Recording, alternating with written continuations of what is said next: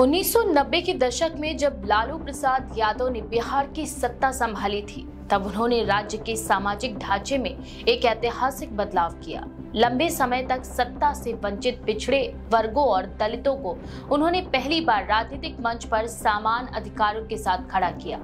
लालू ने खुद को गरीबों का मसीहा और सामाजिक न्याय का प्रतीक बताया और बिहार की राजनीति में जातिगत संतुलन का नया युग शुरू हुआ। लेकिन इस राजनीतिक जागरण के साथ ही साथ एक और छवि भी उभर कर सामने आई, जंगल राज की, जिसने वर्षों तक राजग और उनके नेतृत्व को एक विशेष कलंक की तरह पीछा किया। लालू यादव के शासनकाल को एक और सामाजिक सशक्तिकरण का दौर कहा गया, तो वहीं दूसरी ओर ये भी कहा गया कि उस समय कानून व्यवस्था पूरी तरह चरमरा गई थी। अपहरण, उद्योग, रंगदारी, हत्या और भ्रष्टाचार के मामलों में बिहार का नाम लगातार सुर्खियों में रहता था। धीरे धीरे जंगल राज सिर्फ राजनीतिक नारेबाजी नहीं, बल्कि एक सामूहिक स्मृति का हिस्सा भी बन गया।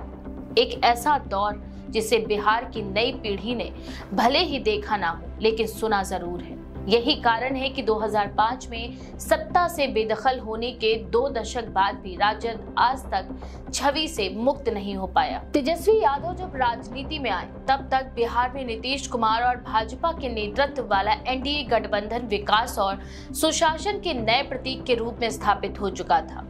तेजस्वी लालू की विरासत को आगे बढ़ाने की कोशिश करते हुए सामाजिक न्याय की बात तो करते हैं, लेकिन हर चुनाव में उन्हें जंगल राज के आरोपों का सामना भी करना पड़ता है। पीएम नरेंद्र मोदी, गृह मंत्री अमित शाह और भाजपा के शीर्ष नेता जब भी बिहार की सभाओं में बोलते हैं, तो वे अतीत के जंगल राज का जिक्र जरूर करते हैं। ये राजनीतिक हथियार उनके लिए उतना ही प्रभावी है जितना लालू के समय में भूरा बाल सफेद करो जैसे नारे हुआ करते थे। तेजस्वी यादव की दुविधा ये है कि वह पिता की राजनीतिक पूंजी को पूरी तरह नकार भी नहीं सकते और उनसे दूरी बनाकर नया विमर्श भी खड़ा नहीं कर पा रहे। जब वह युवाओं, रोजगार और आधुनिक बिहार की बात करते हैं, तो उनके भाषणों में एक सकारात्मक दृष्टि झलकती है, लेकिन विरोधी दल उनकी हर बात को अतीत की छाया से खींच लाते हैं।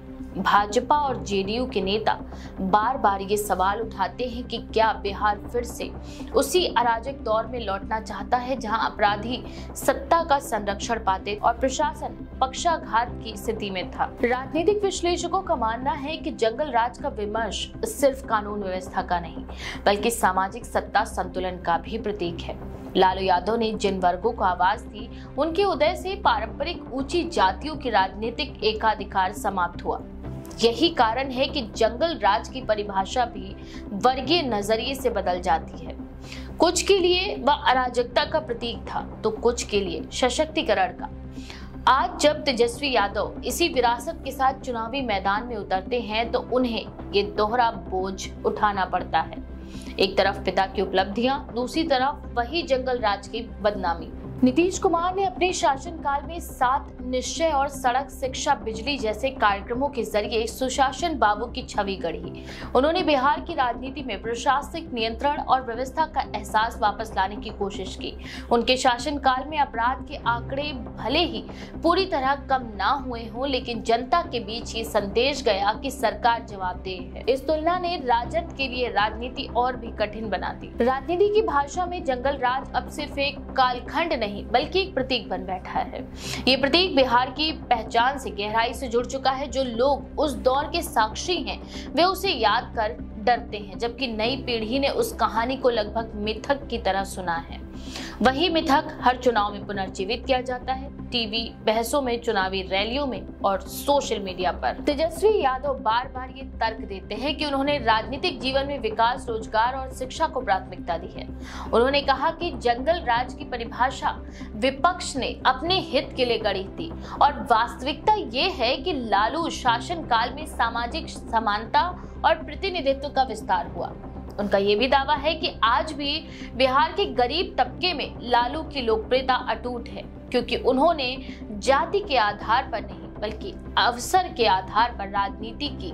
परंतु ये तर्क तब कमजोर पड़ जाता है जब विपक्ष कानून व्यवस्था की घटनाओं को उनके परिवार की विरासत से जोड़ देता है। हाल ही के वर्षों में तेजस्वी ने अपनी छवि बदलने की भरसक कोशिश की है। उन्होंने राजनीतिक सभाओं में नई शब्दावली अपनाई है, रोजगार का अधिकार, बदलाव का समय और नए बिहार की जरूरत। लेकिन भाजपा और जेडीयू के प्रचार में जब भी राजद का नाम आता है तो पृष्ठभूमि में लालू काल की घटनाओं का सिलसिला दिखाया जाता है। अपराध, अपहरण और घोटाले की पुरानी फाइलें फिर से हवा में तैरने लगती हैं। बिहार की राजनीति का दिलचस्प पहलू ये है कि जनता इन दोनों यथार्थों के बीच फंसी हुई है। एक ओर वह अतीत के भय से बाहर निकलना चाहती है तो दूसरी ओर वह सामाजिक सम्मान की भावना से भी जुड़ी है जो लालू युग में उभरी थी। तेजस्वी यादव की चुनौती यही है कि वह इस भावनात्मक समीकरण को समझकर एक ऐसा विमर्श तैयार करे जो जंगल राज और सुशासन दोनों की सीमाओं से परे जाए। राजद के समर्थक वर्ग का मानना है कि जंगल राज शब्द खुद में पूर्वाग्रहपूर्ण है और ये सामाजिक न्याय की राजनीति को बदनाम करने का एक सुनियोजित प्रयास था। उनका कहना है कि जब पिछड़े वर्गों ने सत्ता में अपनी भागीदारी सुनिश्चित की तो ऊंची जातियों ने उसे अराजकता कह दिया। वही भाजपा और नीतीश कुमार के समर्थक तर्क देते हैं कि शासन में जातीय संतुलन के नाम पर अपराध की वैधता दी गई थी और यही बिहार की पिछली पीढ़ी के लिए भी त्रासदी थी। राजनीतिक यथार्थ ये है कि जंगल राज अब बिहार की चुनावी रणनीति का स्थायी हिस्सा बन चुका है। इसे मिटाने की कोशिश में तेजस्वी यादव जितना अधिक प्रयास करते हैं वह शब्द उतना ही दोहराया जाता है। हर बार जब कोई अपराध की घटना घटती है तो विपक्ष तुरंत याद दिला देता है कि देखिए ये उसी सोच का विस्तार है। फिर भी आज के बिहार में परिदृश्य बदला है। युवा मतदाता जातीय पहचानों से अधिक अवसर और रोजगार की बात करते हैं।